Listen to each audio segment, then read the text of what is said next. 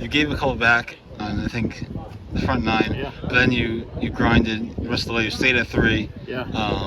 Talk about how important that was to just stay put, just in case, because it was tough like that for everybody. But how important was that just to?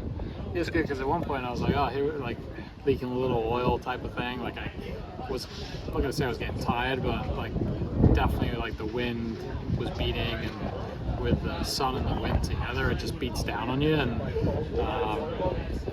the greens looked really firm and fast, and they weren't as firm and fast as they looked. So I just had to kind of tell myself, hey, you're playing good, you're hitting it good, just keep hitting the shots that you can hit, and kind of steady the ship on the back nine. Had some chances to make birdies, but made a lot of good up and downs that it's kind of nice. So I was pretty happy with that. Medalist honors. How much were you paying attention to that throughout the day? Were you following the score? And no, I had no idea. Actually, I had no idea where anyone else stood. I didn't look at the leaderboard. I don't take my phone out on the course anymore, just because I look at it too many times and it usually annoys me and thinks about what I have to do when I get home.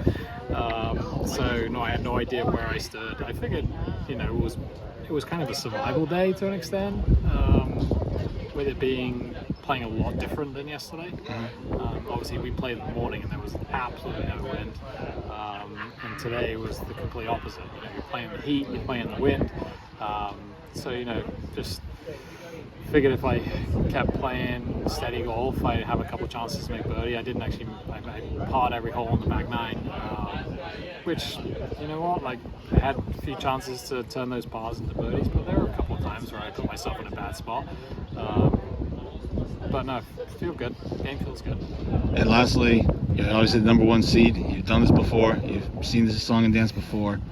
How is it? Just a number? Is it important to be the number 1 seed? I mean, obviously the field is so good. Well, I mean, it doesn't matter at the end of the day, right? I mean, once you get to match play, it's anyone's game. I was the 64 seed in the US Amateur and took down the number 1 seed, 15 years ago, and the guy played probably was like 10 shots better than I was. And it's just a weird match play's a weird animal, and everyone can be anyone at any given day. So you gotta stay committed, and you gotta realize that you gotta play a game in order to win. You can't play really bad golf and get away with it. You gotta come out and give them all you've got. Otherwise, you can't get complacent.